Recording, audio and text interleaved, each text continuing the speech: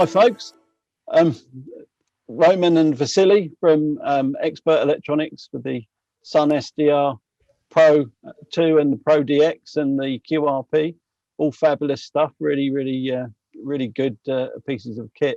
We've got a whole little list of, obviously, a Martin here. We've got a whole list of little questions to ask you regards the products. And a couple of other things come up really is, you know, when did Expert sort of start their sort of business, and, you know, what sort of kicked you all off, and what was the first product that you had? It was in 2008, about 10 years ago. And Yeah. We thinking about when we was students in our radio university, we're thinking about what we can do, something for amateurs, because I'm also was an amateur, RN6 LHF, my first call sign, and we're thinking what we can do for us, for my friend Vitaly and me. And in our club station, our colleagues ask us, please look at our magazine. It's called Radio in Russia, Radio magazine. Little the article. Yeah, sorry for my English. A short article about SDR receiver from YL1 LM, and just try, maybe it's something interesting, some new radio, new interesting architecture. Brilliant. Yes, it was SDR with a sound card and the computer power SDR software. I just tried and assembled it in a couple of days. Just check, and my mouth was opened, dropped down. Yes. And yeah, you say this is 2008? It was in 2006 about. Wow, you don't look old enough to go back as far as that, to be honest. But that's a long time, 14 years. Yeah, it is. And obviously, what else we got here? And what was your first sort of product? How did that work out? Yeah, was it? Yes, after it, I saw that classical heterogeneous radio cannot be used anymore, and I should start to build and assembling SDR transceiver, and we start working with it, and it takes about 2 years, 2007 and 2008, when we assembled first Sun SDR radio. It was first generation of SDR radio with IQ mixers, sound cards, external sound cards, and power SDR software. It was first step in this way, in the maybe commercial way. Were you designing and developing these products originally from home, or did you already have a unit? Yes, it was at home. It was at our club station when we started to assembling, soldering it at home. It was not so comfortable. Yes, and our colleagues give us a small room, and we start to playing with it and trying to assemble new devices. It was first Radio Sun SDR. We just have you still got your first product that you made? Did you keep one for yourself? Because I know when I started manufacturing, I've still got some of my early products that I kept, and I sold others. But did you manage to keep one for history or not? Yes, it was first steps was just only for self. For me, for my yeah, sure. The first device was sent to my father, and he's a radio amateur too. We called it serial number 0. Very good.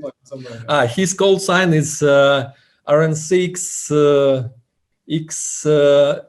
X Tango Golf XTG. Okay, so he's a radio ham as well. Very good. Sure. Whole families, your family's interested in that. Trust me. Yeah, very good. Okay. Yes, and the #1 radio was sent to first man who read the forums, our local Russian forum, and he believed he believed to this architecture, to this radio, and he tried to playing with it, and he bought it. It was very our good. First sailing. It's exciting. So it's changed a lot in the years that you have been established. But you must have started very young, both of you, because both of them look very young. Everyone says how young you look. Yeah, well, especially Vasily. He looks just like he came out of school yesterday. You're lucky. You went to older. You're very lucky. You look so young. Thanks. Okay. So maybe I finished. We'll finish. Yes. Yes. And when we sold first radio, we're thinking we can assemble 2 radios from first selling, and we assembled 2 radios, and from 2 radios we sold it 4 radios, and in this progression we here some expert electronics company which was founded in 2009. Yes. 2009. So 2009. Really about 3 years after you first started. And you did this, you started when you actually left university, or were you still in university when you developed your first product? We left university in 2007.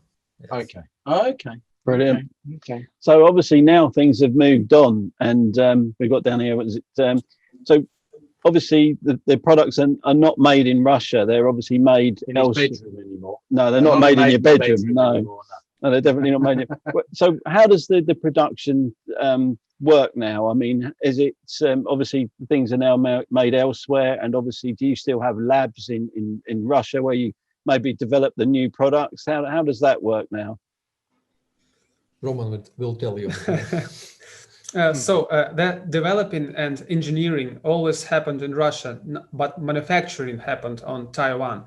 But since these COVID times, the new manufacturing, so the new batch, for example, of MB1s will be half manufactured on Taiwan and will be assembled in Russia, because it's impossible to get to Taiwan nowadays. You'll have to stay there for 2 weeks in a hotel, and you'll have to stay for 2 weeks on your way back. So you'll just lose a month of time for doing nothing, and it's impossible in current situation. Of course. If we have a limited amount of engineers or programmers, it's impossible to waste a month on doing something, especially in modern world. So we still manufacture something in Russia, like Calibri DDC and e-quarter panels. Some new devices also will be manufactured in Russia, but mostly we were manufacturing on Taiwan. Today, the quality of your products has been very high. Yeah. I mean, people say, the product should be made in the country that it's designed in, but that isn't always possible. It's nice to think that you can make all of it in Russia, but look at iPhones. They're not made in the USA, they're made in China, as we all know. So the quality is very good, as indeed LDG. LDG is another American company. They don't manufacture, assemble anything. LDG is made in China also. So, but it's interesting that you're having to bring some of it back into Russia to finally assemble the MB1s, for example. So, yes. Earlier, we had to send our engineers there, as I said, but it's just impossible nowadays. So we have to adjust our ways of manufacturing. We all do. The whole world has to adjust. Yes, the whole world have to adjust, and we have to, and the rest. Yeah. So markets that Expert delivers to, I mean, obviously we buy your products, but are there any, your products are all over the world. Is there any particular places that you're proud of or you think is different that you've shipped to, that you're surprised to have got orders from? There are actually two areas, which one of them is Brazil. Mm-hmm. What I mean is by that is they speak Portuguese, and They do. almost no one else speaks Portuguese except Portugal and Brazil. So it's one of the rarest places we sell devices. And recently we began to sell them in Australia, so it's a new market. Oh, for us. good. Yes. Very good. And Very, very good. the rest is pretty standard, I guess. Yeah, sure. So what else have we got? Well, people involved in your organization. So you have obviously two designers yourselves. Sorry, we just got some customers walking into our store. Hello, madam. So, because we're actually sitting, you probably see we're sitting in the showroom, and you've been to our showroom, so you know Yes. what it's like. Obviously, it is quite. I'm pleased to say, get customers come to our huge showroom here. And we still have everything on display, but it's nice to see people. We're not just doing mail order, we still get people in. So how many people does Expert employ now in total, part-time, full-time? Is it a big organization? Is it just half a dozen, 10, 20? Roughly how many do you have working in the company? At the moment, it's 15 employees in Russia. With various, there are programmers, engineers, accountants, managers, all kind of. That's a lot. It's a lot. That is a lot. Yeah. And there is obviously a Taiwan office, which they are not exactly our employees, but they work for us. So and there are manufacturing, countless of them. So. Yeah. Okay. Yeah. All right. That's Well, that's actually a lot bigger than I thought. I thought there were probably 4 of you or something, but that's a big engine to keep fuel. That is. Yeah. Yeah. There is. It's so probably what makes the Expert SDR so different to maybe the bigger manufacturers? What we get asked quite a lot. You know, isn't it a Sun SDR better than a? What sort of sets it out, you know, from all the others? What makes it without getting too technical, because there'll be people watching this video that do understand that very technical aspect of the business that you're in communications in SDR. But what are you most proud of, and why do you think people should look at Expert products rather than another brand, without mentioning other brands? Because remember, of course, we're distributors of your competitors as well. So, you know, we respect all of you, of course, but I do like what Gary tells me about your products. I love the new DX product, for example, but where do you think yours is different and more advanced, or has better features than your competition? I guess, first of all, is that, thanks, Gary. First of all, thanks, Gary. And what I think, what we have is that we are probably the youngest company on the market. Definitely. And we try to use the latest, the most modern technologies there is, because we're new here and we don't have this baggage of old technologies which we've used for many years. Yeah. Thus, we want to use the latest and the most productive technologies. So we try to build small device with maximum capacity of what it can do, and we want to implement it in the software and the firmware. So what we do is the whole concept, the whole solution, hardware, firmware, software. We're responsible, and we are entirely responsible for the result of all the parts of the product you get. In comparison to, as you know, some other companies doesn't develop their own software, for example. No. Okay, that's easier to control. Yes, I can. That's easier for you to control, and that can make you quicker to market than your competitors. Yes, and So quicker you to have respond everything. quicker to respond to customers' maybe needs sometimes. Yes, requirements. Yeah. Yes, to customer requirements. I can say a couple of words. From the beginning, we trying to listen our customers, because here was 1, 2, 3 people, and we listen here. They when it was about hundreds, and now it thousands of customers, and we stay listen all them, and we trying to solve all issues. Gary knows, and trying to feel it like From the bottom from of the my bottom. heart. Let me tell you Yes. what I'll say to that in support of what you're saying, and it's easy to say what you're saying. Anybody can say that, but what I've noticed when I see emails coming in, I have a query, how do I do this? I can't do this for your product, and I see Gary get involved, and what I'm always very pleased to see is how quick you can respond. And that shows not just the dedication, but because you control everything with people that are employed by you and work with you, that allows you to sort problems out and design and advance the design quicker than others. So, and that's what Gary always says to me, you know, God, they did that so quickly. I just email that bank. It can't always be done straight away. I understand that.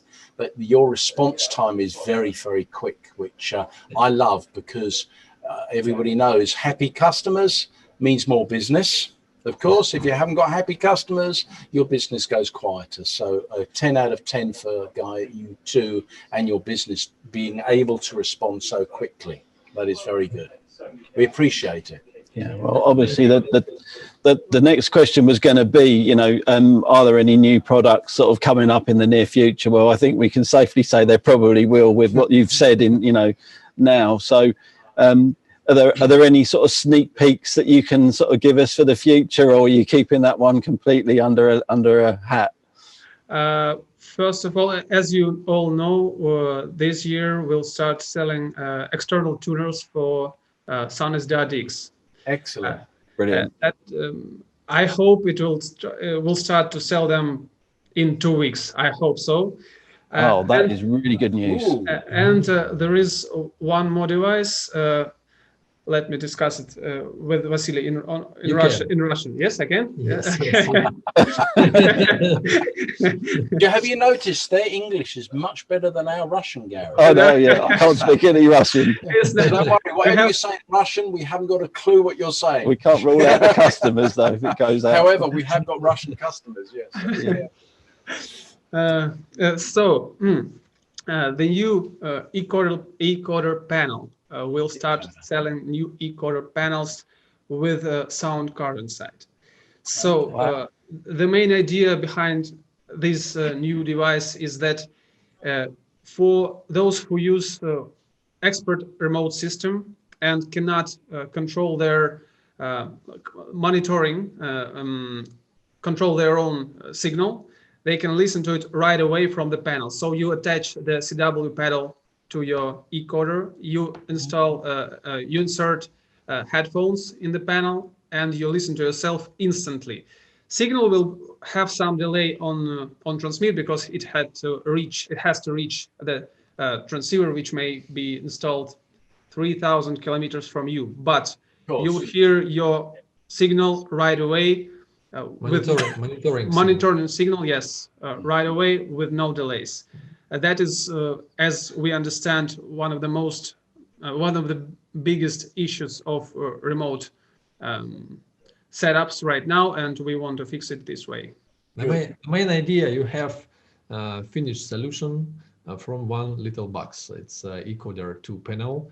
You can connect foot switch, CW pedal. You can connect your headset to one small box, and at the same time it's control panel. It connects to PC without any driver issues, just HID, human interface device supports, and Expert SDR 2 and 3 next software will see it like native device. No any Windows drivers which can bring us any issues with, you know, Every time they update audio drivers. It's a problem. It's issues for customers, and encoder 2 panels won't have it. won't have, yes. Is there a time scale for the introduction of this product? Timescale when? I think maybe December. Okay, whenever. Okay, Yeah, so early 2021. So that's something we have to look forward to for 21 at least, Gary. Yeah, Yes.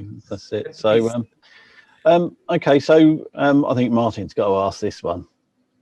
No, I'm not going to ask that yet. Because I have, But I just wondered, what is your best product, biggest sale product to date? What's the best selling product you've bought out in the years that you've been running your company? It's in volume, in years, not how many, but just what is the best selling product? In years, it was SunSDR2 Pro transceiver. Have good sales, and now it's SunSDR2 DX. Of course, 100 watts. That's what we found too. Yeah, it's an amazing product, especially size, just amazing. I couldn't believe it when I got it out. Where is one? We did have. Yeah, there's one here. There it is. They just get. Is it it's wide in. Yeah, that one's under. Yeah. No, I love it. I showed it off. Actually, I've got another one. There's another one. Yeah, there's another one I prepared earlier. Goodness me, they're everywhere. Yeah. And the other thing I'll say about your products. We might have to zoom in the video. You can see it. Well, I mean, I don't know why on earth I'm showing you guys, because you know exactly what it looks like. But just to show. What is that? There it is. Hey. Look, have you ever seen this before?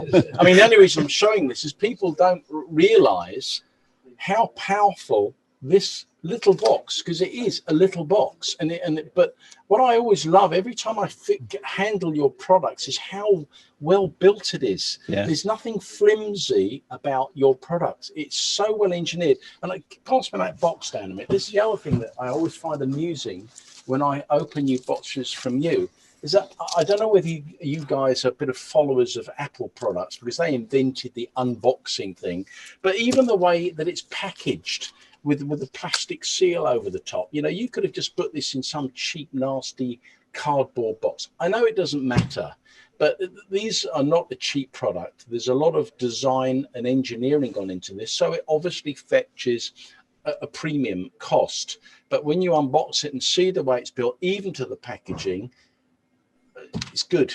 Thank you very much. We do appreciate. Thank you. I know you feel the same. That's why your products excite me, because of the effort and the attention to detail you put in, and better still, you back it up. You don't just sell the product and say, "Oh, well, there you go, we've got a problem.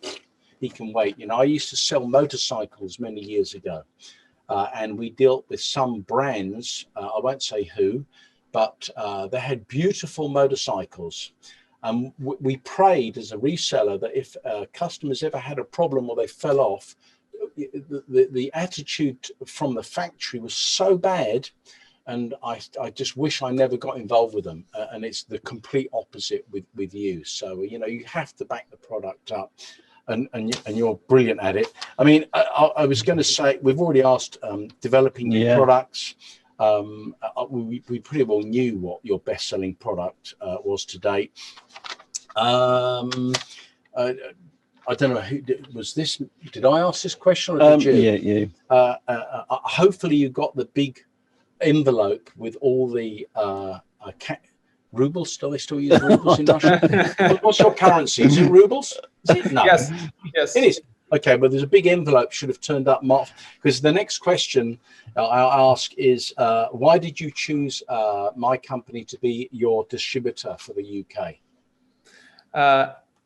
Actually, as you know, at first, it was you and Watterson Stanton. Who? But right.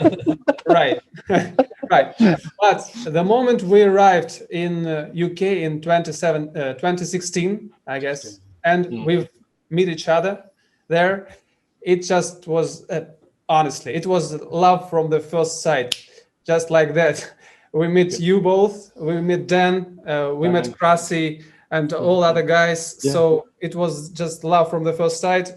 We saw that you really like our products and you want to know how it works, everything, every little detail. And from that moment on, there was not even a question that will work with you exclusively in UK. So thank you for that. From that moment, we basically stopped working with other companies and do not accept other offers.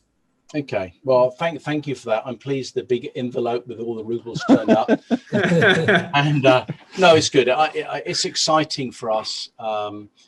We actually only the beginning of this week looked at the amount of manufacturers and suppliers that our company deals with, and it's over 300 businesses, which I find incredible, really, because if I've only got to go back 10 years and it was 10s and 20s. So since my eldest son, Dan, has joined, I think he's been with us, it must be 8 years now. I've lost track. But we've added more and more products, and it's helped our business grow massively. But Expert I find exciting because it is leading edge technology backed by two guys and the rest of your team that really are passionate about the product. So thank you for your comments. We really do appreciate it. Gary?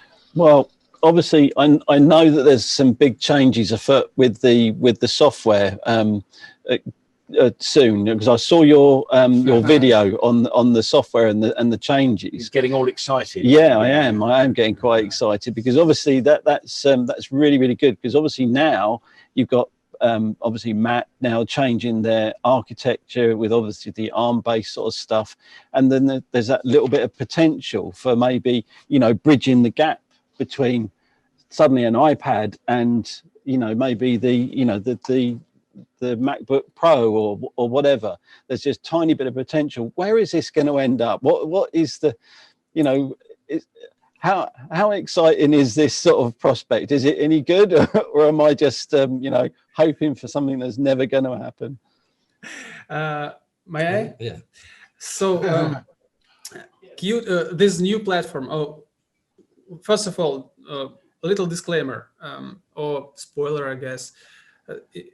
The first alpha of Qt6 supposed to be released in early September, but it was released just 2 days ago.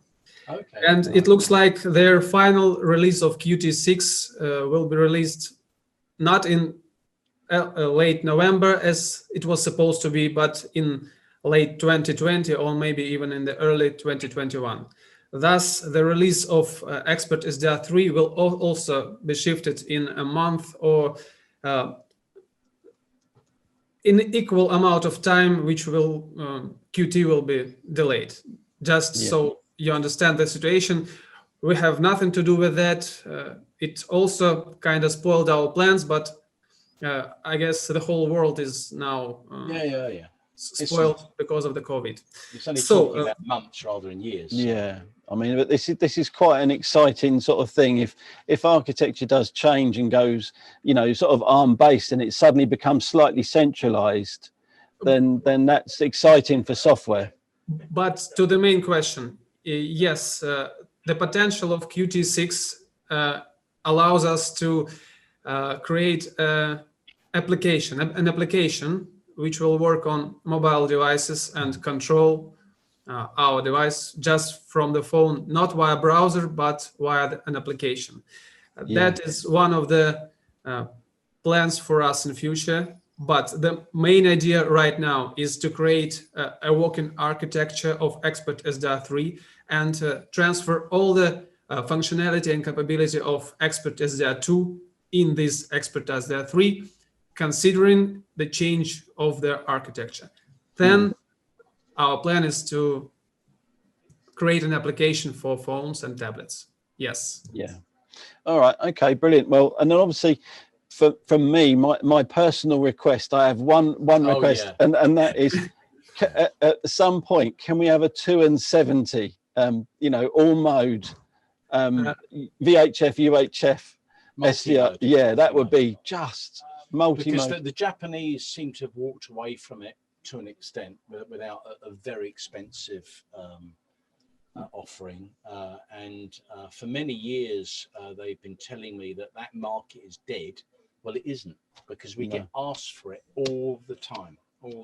So maybe just make a note of that. And Gary, actually, Vasily would like to answer this question without giving the game away. 1 second. Sorry, we'll cut this bit out. Go on. Трансивер с 70 сантиметров и 4 метра. Мечта твоя. It was my dream. Oh yes, I think in about 7 years. It was my dream in 7 years, and that hand. Yes, no, yeah, just slide it along to the left. Sorry. I'm listening. Don't worry, I'm listening. Yes, VHF and especially UHF bands, and maybe SHF 23 centimeters band. It was my dream from the beginning. Wow. Yes, but our competitors. Competitions. Our competition, was not our competitions, because we was just HF guys, not UHF, and specific of schematic and buildings and so on. And now we have it. We have experience in this way. We can create, we can develop VHF now already we have, but UHF and higher frequency we can do it. And now our company is growing, yes, and growing up, and we now, I think, new staff, new engineers will get the task to create UHF bands in our new devices. UHF band we can add without any serious schematic change, because we can use I think 5th or 6th Nyquist zone for UHF, and it will be excellent. Because don't, please, whatever you do not forget 70 megahertz. I don't know whether Russia has 70 megahertz. Has it got 70 megahertz? No, you don't, do you? No. Well, try and put 70. I know it's below 144, but 70 megahertz is so popular over here. And it's a pity that product recently, a fantastic product that we sold many pieces, they left off the 4 meters. But anyway, that's exciting to hear that. That's because exciting. When I first passed my license in 1971, long before you two guys were even thought of, I started on VHF on 2 meters, and I loved it. And that really, I only got my Class A license because of 1.8 megahertz, 160 meters. But there is still so much fun to be had on VHF and UHF. And it's a pity that the Japanese manufacturers have almost gone away from that. There isn't the choice that there used to be many years ago. And of course, when the license changed and Class B operators weren't allowed on HF, that changed when they stopped all that, and everybody went to HF. But actually, because the way technology has changed, it shouldn't be that. Most of your architecture in your products is already there. You've just got to do the RF side for VHF, UHF. So I can understand what you're saying. Anyway, that's good. That pretty much, I think, sums up. That wraps it up, guys, and it's very nice to see you. Please keep safe and well. Please keep producing the amazing products you do and offering the support and service to your distributors like us. We're proud to be associated with you, and I'm pleased you're much younger than me, because you'll be producing it long after I'm retired and gone. And people can enjoy your products throughout the world. So thank you very much for spending a lot more than 15 minutes, Gary. I know. It said 15 minutes tops, it says. Yeah. Well, there's quite a lot. It's exciting product. And if you're looking, when you're watching these videos, if you have any comments, please leave them below, and we'll do our best to reply to you. So Best of luck to the two guys in Russia. Thank you very much. And may I thank you too. Thank you for your support all these years. Thank you. When we started to work on international market, you was one of the first whom we start to work with, and you helped us a lot. So we also want to thank you. Really. It's two-way thing, and I've got to thank Gary, because Gary is very passionate about your products. He gets so excited. He sends me WhatsApp messages at 11:30 at night. Oh, you're not gonna believe what the guys are doing. Right, but it's good. That's what you need. You need passion in our industry, and you two have got lots of it. So you're welcome. It's two-way street. Bye-bye from the UK. Thank you. Bye. Thank you. Bye. Right. See you later. You have fun. Bye. Bye. We'll find out where the stop button is. That it? Yeah, that's it. Here we go. We're off.